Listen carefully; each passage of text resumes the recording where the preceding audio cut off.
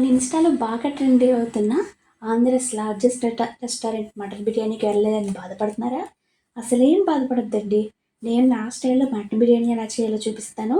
మీరు కూడా ట్రై చేసేయండి. చాలా ఈజీగా, సింపుల్గా. అసలు మీరు బిర్యానీ వండాలంటే భయపడుతున్నారా? అస్సలు భయపడక్కర్లేదు. ఇలా చేసుకోండి, ఈజీగా వచ్చేస్తుంది. అయితే ముందుగా మనకు పెద్ద పెద్దగా కొంచెం పెద్ద సైజ్ అయితే మటన్ అయితే పీసెస్ కొట్టించుకొని దీంట్లోకి కొంచెం మసాలా పౌడరు, కొంచెం కారం, ఒక్క నిమ్మ చెక్క, ఇంకా అల్లం వెల్లుల్లి పేస్టు, కొంచెం పెద్ద స్పూన్తో 2 స్పూన్లు పెరుగు అయితే వేసుకొని బాగా మ్యారినేట్ చేసుకోవాలి. ఇది మీకు టైం ఉంటే ఒక నైట్ అంతా సోక్ చేసుకున్నా పర్వాలేదు, లేదా ఒక 1 to 2 అవర్స్ అయినా సోక్ చేసుకొని మనం ఫ్రిడ్జ్లో పెట్టుకుంటే చాలా టేస్టీగా ఉంటుంది.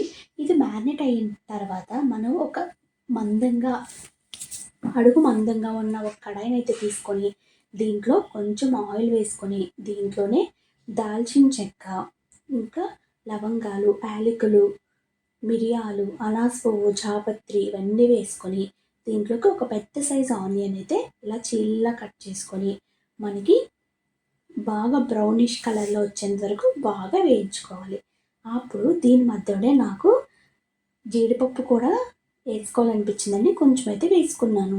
ఇంకా దీంట్లోకి కొంచెం పచ్చిమిర్చి, ఇంకా ఒక పెద్ద సైజు అల్లం వెల్లుల్లి పేస్ట్ కూడా వేసుకొని మన టేస్ట్ సరిపడినంత కారం, ఇంకా దీంట్లోకి ధనియాల పౌడర్, జీలకర్ర పౌడరు, ఇంకా మసాలా పౌడర్ కూడా వేసుకున్నాను.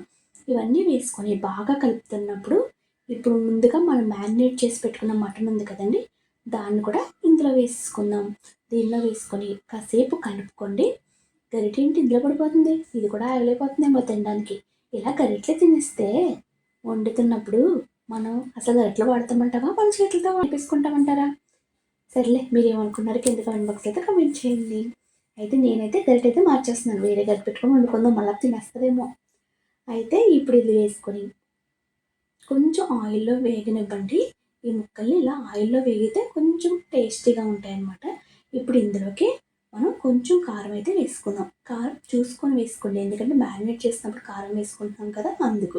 ఇప్పుడు ఇందులోకి ఏమైనా నీచు స్మెల్ వస్తుందేమో అని నేను మటన్ బిర్యానీ మసాలా పౌడర్ అయితే వేసానమాట. ఇది కూడా కొంచెం వేగుతున్న టైంలో కొంచెం వాటర్ వేసుకొని అలాగే కొంచెం కరివేపాకు కూడా వేసుకున్నాను. ఇది ఫ్రెష్గా రెడీ చేసిన మటన్ కాబట్టి నాకు ఏమీ పెద్ద బాయిల్ చేసిన అవసరం అయితే లేదండి. అందుకే నేను కొంచెం ఒక టమాటా కూడా వేసుకున్నాను.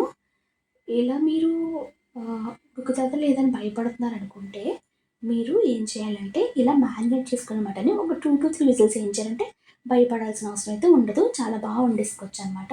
ఇప్పుడు ఇందులో నేను 2 గ్లాసెస్ అయితే రైస్ తీసుకున్నాను కాబట్టి దానికి 4 గ్లాసెస్ అయితే వాటర్ తీసుకొని ఇప్పుడు ఇందులోకి కొంచెం ఫ్లేవర్ కోసం కొంచెం కొత్తిమీర, కొంచెం పుదీనా కూడా వేసుకున్నాను. ఇది వేసుకొని రోలింగ్ బాయిలింగ్ అయ్యేంత వరకు మూత పెట్టుకున్నాను అనమాట.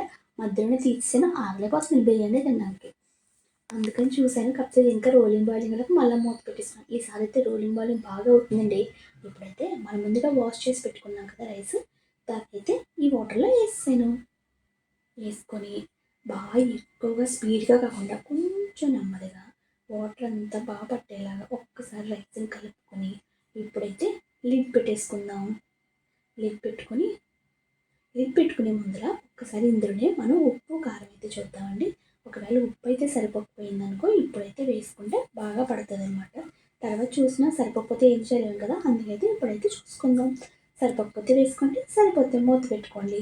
మూత పెట్టేసుకుని కొంచెం ఆవిరిపోకుండా బరువు పెట్టుకుని ఒక 15 మినిట్స్ సిమ్లో బాయిల్ చేసుకుంటే ఆ తర్వాత లైట్గా గీ అయితే వేసుకున్నానండి నేను. అది స్కిప్ అయిపోయింది వీడియో తీయడం.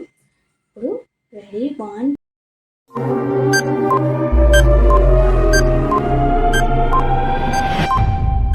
2 3 స్టార్ట్ అయిపోయింది. ఎంతో టేస్టీగా ఉండే బిర్యానీ అయితే అయిపోయింది. నేను చెప్పినట్టు ఇలా ఈజీగా చేసుకోండి, చాలా టేస్టీగా ఉంది. ఈ వీడియో మీకు నచ్చినట్లయితే లైక్ చేయండి, మరిన్ని వీడియో కోసం మన ఛానల్ సబ్స్క్రైబ్ చేయండి. Thank you.